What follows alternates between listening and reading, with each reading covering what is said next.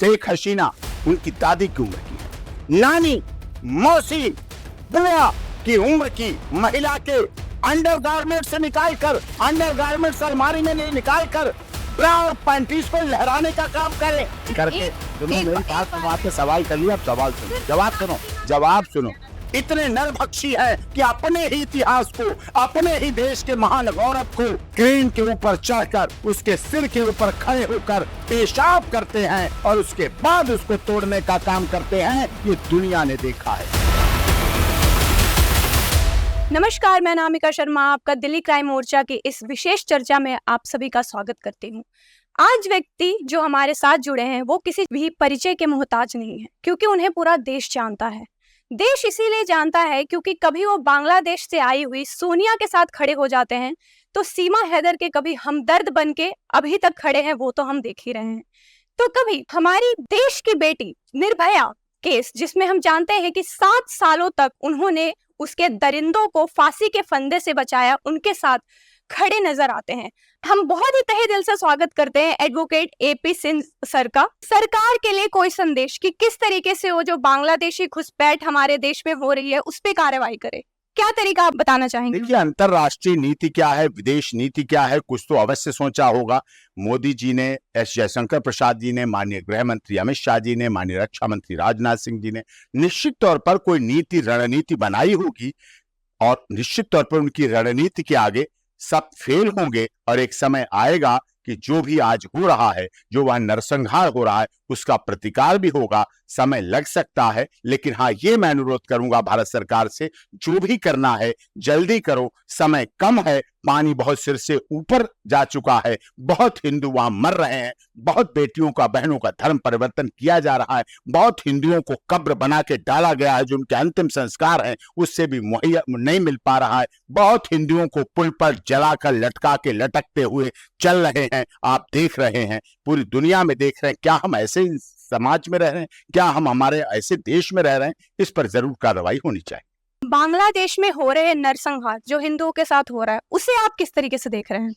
हमने देश के महामहिम राष्ट्रपति जी को, अन्य संगठनों ने भी, United Nations of Organisation, United Nations of Human Rights Commission को, सब जगह मानवाधिकार को लेटर लिखे, चिट्ठी लिखी, मिले भी कि इस तरह से जो हिंदू सनातन धर्म को मानने के लिए वालों के खिलाफ जो ये हो रहा है, ये बहुत ही नरसंहार, पूरी तरह से अमानवीय है, पूरी तरह से गलत है। भारत में ने तो इतनी दरिया दिली दिखाई, बड़े भाई और पिता की भूमिका में रहा भारत, कि जो वहां की प्रधानमंत्री जब आई तो 56 मुस्लिम देश से पूरी दुनिया में, वो वहां नहीं गई, वो अरब नहीं गई, अमीरात नहीं गई, ईरान नहीं गई, इराक नहीं गई, जद्दा नहीं गई, लेबनान नहीं गई, तेहरान नहीं गई, पाकिस्तान नहीं गई, अफगानिस्तान नहीं गई, वो भारत में क्यों आई? इसका मतलब भारत पड़ोसी अच्छा है, भारत अच्छी भूमिका निभाता है, भारत अच्छी तरह देश को समझता है, इसलिए क्या उन्होंने।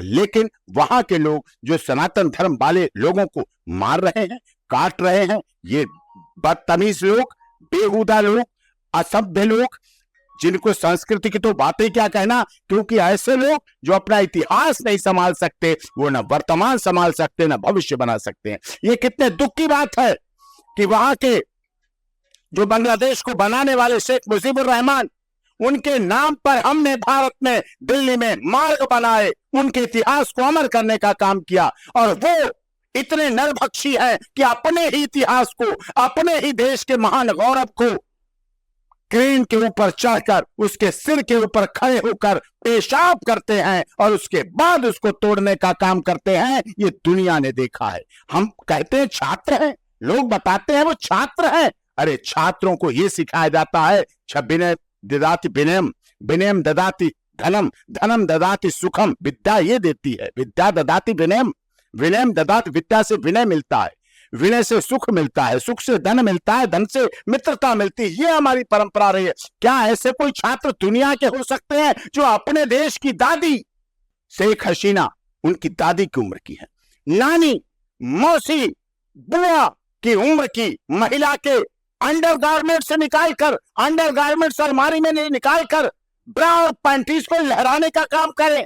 ऐसे लहराने का अपने चेहरे से लगा, अरे जाहिलो, अरे निकम्मो, उन स्तन का जो तुम लगा रहे हो उसी स्तन पान करके तुम बड़े हुए हो। जो तुम शेख हसीना जी का पेटी कोट लहरा रहे, उसी पेटी कोट से तुम पैदा हुए हो, इसी पेटी कोट से तुमने जन्म लिया, उसी स्तन पान से पीकर तुम बड़े हुए हो और उसको लहरा रहे हो। ये बेहद, ये जिनको आप आतंकवादी नहीं कह पाएंगी, जिनको आप नहीं बोल रही हैं, लेकिन हम कह रहे हैं, वो जाहिल लोग जिन्होंने ऐसी घटनाएं की छात्र नहीं हो सकते हैं। वो निश्चित तौर पर बांग्लादेश में हिंदू सनातन लोगों के खिलाफ आतंकवाद की साजिश रच रहे हैं और ये साजिश विदेशों से भी रची जा रही है और इसके खिलाफ भारत सरकार को समय आ गया है। माननीय गृह मंत्री, माननीय रक्षा मंत्री, माननीय जयशंकर प्रसाद जी विदेश मंत्री और माननीय राष्ट्रपति महोदय और माननीय प्रधानमंत्री जी को एक साथ बैठकर इस बात के लिए आगाह कर देना चाहिए कि हमारी रफालों में डीजल पेट्रोल खत्म नहीं हुआ है।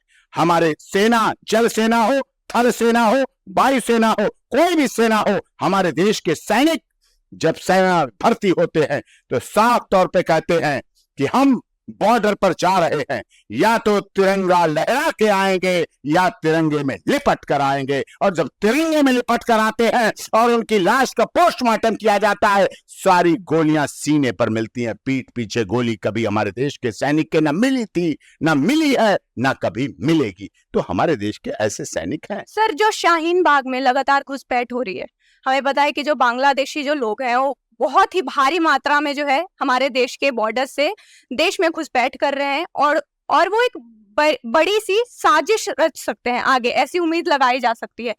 उसे आप किस तरीके से देखते हैं? सरकार क्या आप चिंतित हैं उस बारे में? गृह मंत्रालय को काम करना चाहिए, दिल्ली सरकार को काम करना चाहिए, दिल्ली कमिश्नर ऑफ पुलिस। आप एक बड़े चेहरे हैं, आप कुछ कह सकते हैं? हाँ, मैं बिल्कुल कह रहा हूँ, इस देश में किसी भी कीमत पर जो इस देश की भारत माता के साथ खिलवाड़ करता है, हिंदुस्तान के साथ खिलवाड़ करता है, इस देश की बहन बेटियों और अमन चैन करने वाले लोगों के साथ खिलवाड़ करता है, उन लोगों को जिंदा नहीं छोड़ा जाना चाहिए, जिंदा नहीं रहने चाहिए, उनको खत्म कर देना चाहिए, चाहे कानून के सहारे से, चाहे किसी तरह से। हमें पता है कि आपने बहुत अच्छे मुद्दों पे भी काम किए हैं, लेकिन देश की जो जनता है वो हमेशा से आपकी ऐसी छवि बनाए बैठी वो है, हमेशा से हमसे खुश है। राक्षसों के रक्षक बन जाते हैं। किसान आंदोलन, ये मिसकंसेप्शन जो है वो आप किस तरीके से दूर करना चलाते हैं अपने चैनल का ड्राई डे खत्म करने के लिए कि आपके चैनल की खबर अच्छी चली जाए। क्या किसान राक्षस थे क्या?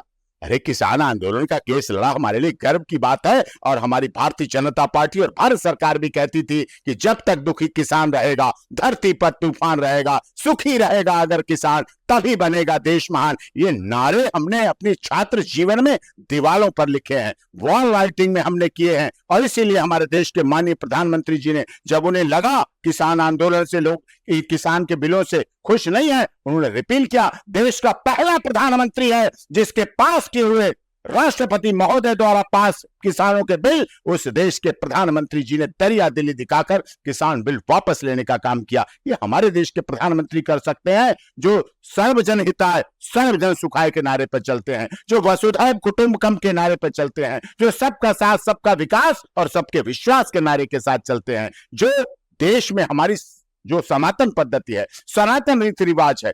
क्यों हमने रोहिंग्या स्वीकार कर लिए? क्यों हम आतंकवादियों के बारे में बोलने लगते हैं? हमारे देश के नेता प्रतिपक्ष के लोग, उनसे पूछो जाके ना बांग्लादेश के बारे में। आज उनके ट्विटर बंद हो गए हैं। आज जब बांग्लादेश में हिंदू बहन बेटियों के साथ चीज हो रहा है, उनके साथ बलात्कार हो रहे हैं, उनका धर्म परिवर्तन किया जा रहा है, जो भी हो रहा है, आज उनके साथ उनके ट्विटर सब बंद हो गए। आज उनका मौनी बाबा हो गए, उनका सिल गया है। केवल योगी जी बोले, मोदी जी बोले, डॉक्टर एपी सिंह बोले, उनको भी बोलना चाहिए, उनको भी जरूरत है। सभी का खून शामिल यहाँ की मिट्टी में, किसी के बाप का हिंदुस्तान नहीं है, ये समझना चाहिए। सब लोगों के लिए काम करना चाहिए, लेकिन भारत सरकार कर रही है। भारत सरकार का धन्यवाद और यूनाइटेड नेशंस ऑर्गेनाइजेशन इस पर सख्त से सख्त कार्रवाई करे और इस पर एक्शन ले, तभी इस देश के लोगों को और उस दुनिया के लोगों को शांति का, कहते ना, क्षमा दया को तभी पूछता जग है, क्षमा दया को तभी पूछता जग है, बल का दीप चमकता जब आगे पीछे जगमग है।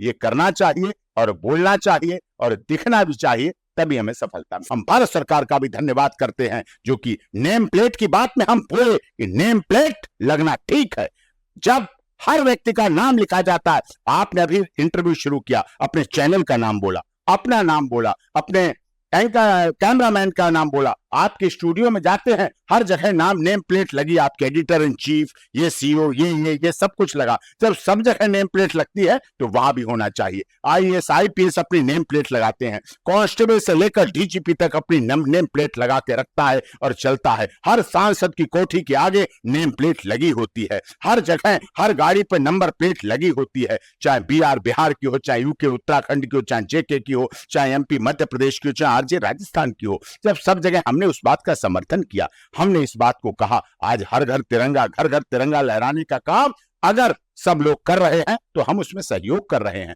हर तरह से साथ देते हैं। हमने इस देश के गरीबों, दलितों, शोषितों, पीड़ितों, मजदूरों, मजलूमों का साथ दिया है। हमने वकालत अपनी रोजी रोटी के लिए नहीं की, वकालत मैंने पढ़ी और वकालत के द्वारा हमने जो शपथ लिया है उसके द्वारा इस देश के हर गरीब, दलित, शोषित, पीड़ित, मजदूर, मजलूम को access to justice for all जो सरकार लिखती है, न्याय सबको मिलना चाहिए, मिलते हुए दिखना चाहिए, हमने उसमें सहयोग करने का काम किया कि कोई व्यक्ति न्याय के लिए अधूरा न रह जाए, कोई व्यक्ति न्याय की अभिलाषा में रह जाए, कोई व्यक्ति यह ना कहे कि हमें वकील अच्छा नहीं मिला। हमने अगर रात में सुप्रीम कोर्ट खुली, अगर एक ही रात में supreme court, honourable high court और महामहिम राष्ट्रपति भवन खुला तो हमने बताया, लोगों को कानून सिखा दिया, लॉ सिखा दिया। लोग कहते थे कि राष्ट्रपति महोदय के बाद याचिका खारिज होने के बाद सब रास्ते बंद हो जाते हैं, नहीं, उसके बाद भी आप सुप्रीम कोर्ट आ सकते हैं, सुप्रीम कोर्ट डिसमिस कर दे उसके बाद भी हम ऑनरेबल हाई कोर्ट आ सकते हैं, ऑनरेबल हाई कोर्ट भी डिसमिस कर दे उसके बाद आप ऑनरेबल गवर्नर साहब के पास जा सकते हैं।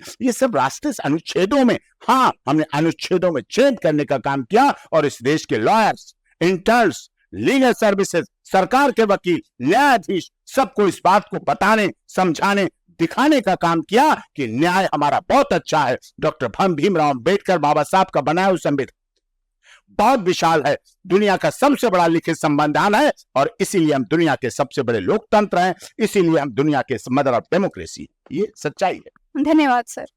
तो ये हमने की एडवोकेट एपी सिंह से बात और उन्होंने अपना पूरा मत दिया कि किस प्रकार से वो बांग्लादेश में हो रहे पूरे विद्रोह को लेकर के, नरसंहार को लेकर के अपना मत रखते हैं। मैं कैमरामैन ओजस के साथ अनामिका शर्मा, आप देखते रहिए दिल्ली क्राइम मोर्चा। धन्यवाद।